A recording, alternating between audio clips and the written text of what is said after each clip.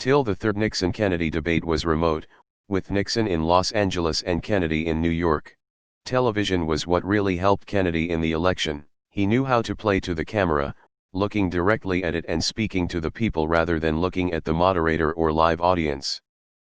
It made people watching at home feel like he was really talking to each of them individually and really boosted his popularity. I heard he could grate cheese on his ABS. Also, Kennedy was 43 and Nixon was 47, Trump is 74 and Biden is 77. Not only is Trump the oldest president ever elected, Biden would beat him by 7 years. I'd also like to express my fondness for that particular beer. I do not understand why both candidates need to be in the same room. I think the plexiglass around the candidate looks a little ridiculous. No reason for anyone to be in the same room with someone who's COVID positive. And it probably went off with less hitches than a Zoom meeting. So what you're telling me is that there's precedent for keeping the candidates separate and away from each other with the network's ability to mute one of them.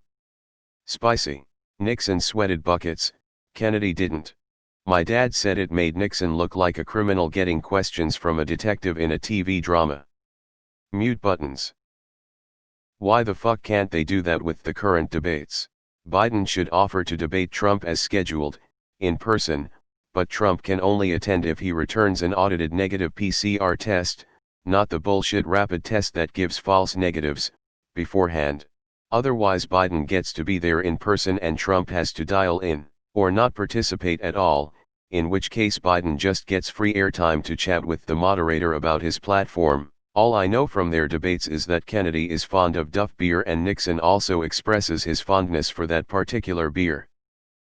FYI, both the Kennedy plus Nixon people pitched a series of 4-hour, commercial-free Lincoln-Douglas-style debates. The three TV networks, flexing their power, balked. Instead, what Americans saw was based on the popular, quick-fire quiz show format. Also, FYI, Nixon was no slouch about the power of TV. He used TV to save his ass years earlier with the Checkers speech and he became famous casting himself as a gumshoe HUAC investigator uncovering commie plots in pumpkin fields. Look it up, all for the cameras. He actually advised other Republicans on how to appear on TV, allegedly Joseph McCarthy. But, he was also arrogant plus filled with contempt for the rich Harvard types JFK embodied. He believed he'd mop the floor with Kennedy. So, while Kennedy tanned plus prepped, Nixon was trying to complete his insane pledge to campaign in all 50 states the week before the first debate when he slammed a car door on his leg. Bruce got infected as he refused to cancel events. By the day of the first debate, he was feverish. Hence the sweating. Still, beat Kennedy with radio listeners, P.S. Just to be clear, Nixon was a POS from the start and wound up, IMO, pretty clearly a war criminal plus traitor for secretly convincing the North Vietnamese to quit peace negotiations with the US in 67/68, promising he'd give them a better peace deal if elected, plus, it made LBJ look bad. Once elected, he expanded bombing into Cambodia plus Laos, 50,000 plus US soldiers, plus, millions of Vietnamese, died between 1968 and the war's end in 1975 as a direct result. #PepperGFarms remembers. Is this gonna be the narrative now, that Trump and Biden have to debate remotely? Wow, imagine. Totally not possible when one candidate has COVID, or something. Why can't they do this now? They need to allow all presidential candidates debate from each party. End voter suppression by eliminating the duopoly of the government. Ahaha nothing bad ever happens to THA Kennedys, removed. Back then, it was COVID-1. Did you also know the mafia stuffed ballot boxes in IL to help Kennedy win that swing state? Or that LBJ blackmailed JFK into taking him as VP?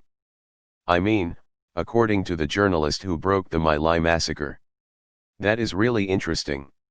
Are we forgetting that Kennedy was largely debating for the American people, as were both candidates naturally, but Kennedy, once in office actually tried to warn the population of something that was actively happening by their own government. That's why he was killed. If anyone has any doubt at this point, you should do your own research. Edit, words. We've gone backwards. And today I learned you watched Chris Hayes tonight too. If you think precedent matters to Trump, you've been asleep for 5 years. Why did they do this remotely? I would like to express my fondness for that particular beer. Poppycock. Neither Nixon nor Kennedy existed, this is all made up by the Illuminati. In fact 1960 never happened either. This is one of those myths that people years later take for granted because of the initial stories written about it. The big story was that Nixon won with radio listeners, and so it was all about image and the new technology, and there's nothing to support that at all. We had a similar myth more recently with Howard Dean's scream tanking his campaign. It actually didn't register at all, he was on a steady decline as didn't see any significant drop-off afterwards. But because of the coverage, now years later people take for granted that his scream cost him the nomination. Removed.